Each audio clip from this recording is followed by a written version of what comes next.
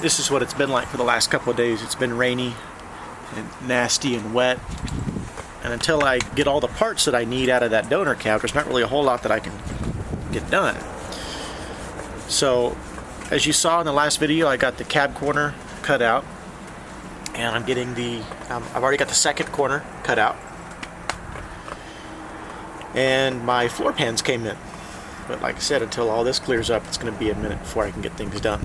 So, I'm going to run the intro, and I'll get back to you when the weather clears.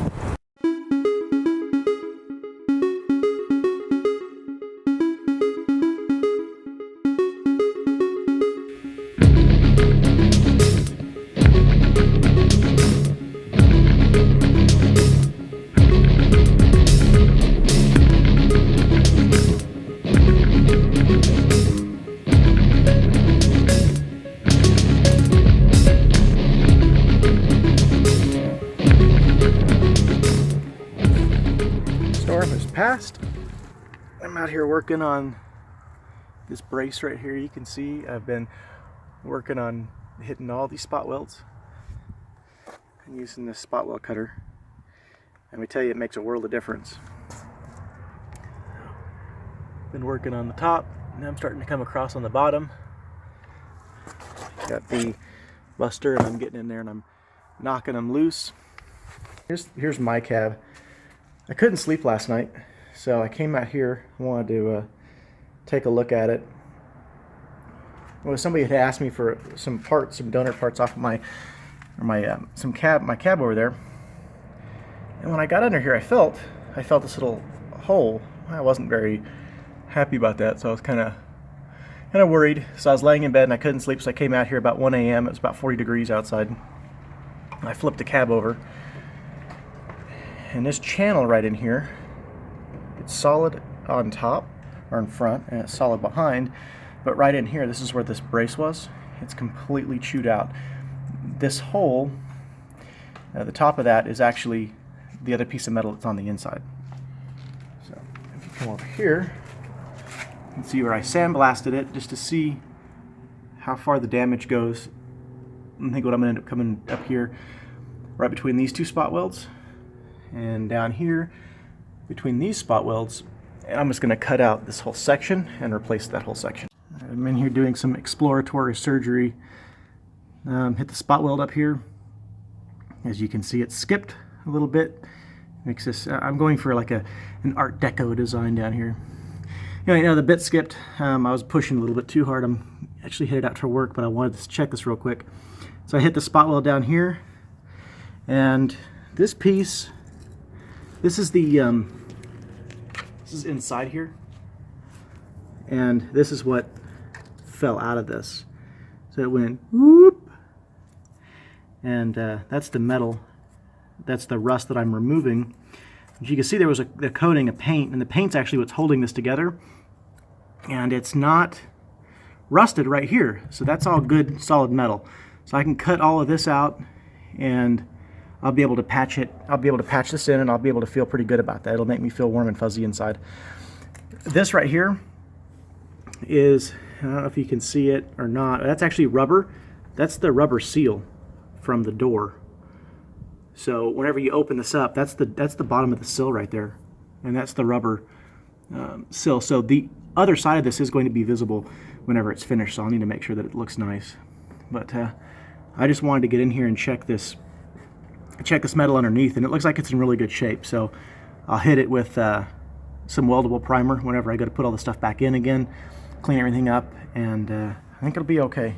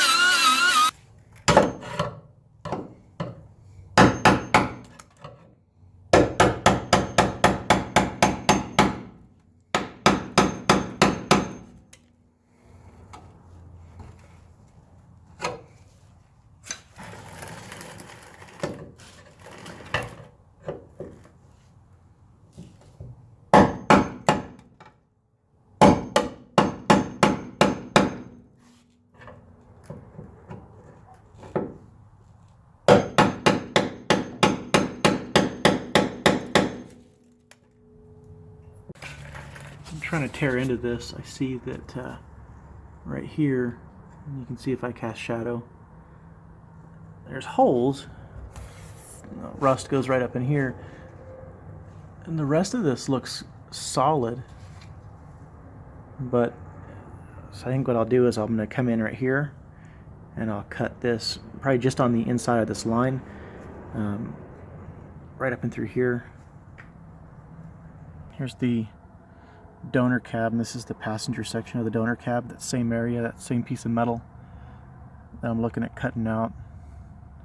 And I wish the top of this cab was in better shape. There was so much damage to it that there was no way I was going to be able to save the top of it. I went to when I was at the hot rod shop, and they told me, they said, if you got to make repairs to the bottom of the cab, not to the top. They said the top of mine looked good, save the top of it and make repairs to the bottom. So that's what I'm doing. I have to wonder if that's really the right decision or not. And I'm fighting this brace coming out here. But anyway, that's why I wanted to be careful when I took all this metal, took all this off of here. So I didn't want to damage all that. So I'll be able to cut that out. So I'm gonna go ahead and cut out what I've got to make a patch out of that material.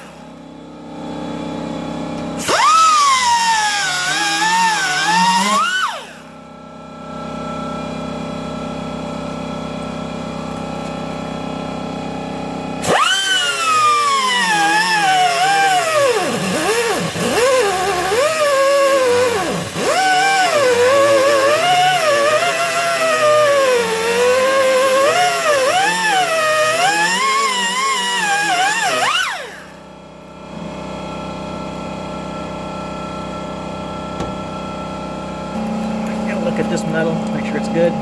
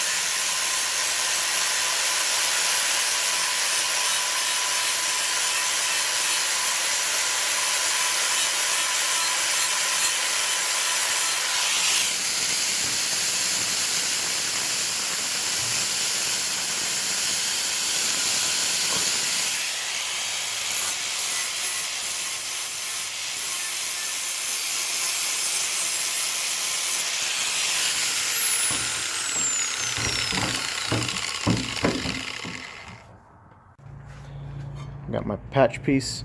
It's all cut out. It fits in properly now. I've got this surface cleaned. I'm getting ready to spray that with weld-through primer. Around the edges, I've got all of the mating surfaces cleaned up, inside and out.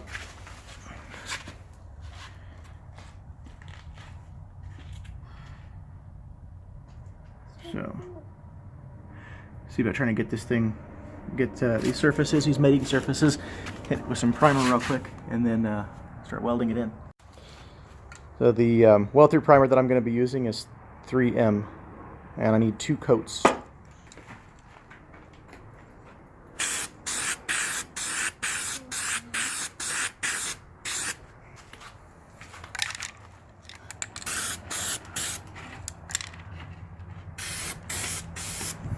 And then I just spray it upside down to clean out the nozzle. Just painting it right there, so whenever I put the pieces of metal together, it doesn't rust inside. It just smells so good. It smells, you're not supposed to be smelling it. But it smells good. You're a deviant.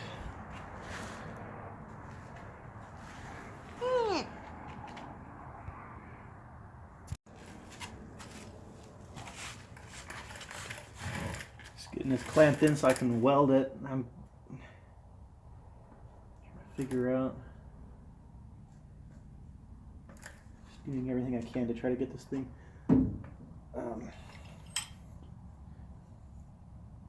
lined up.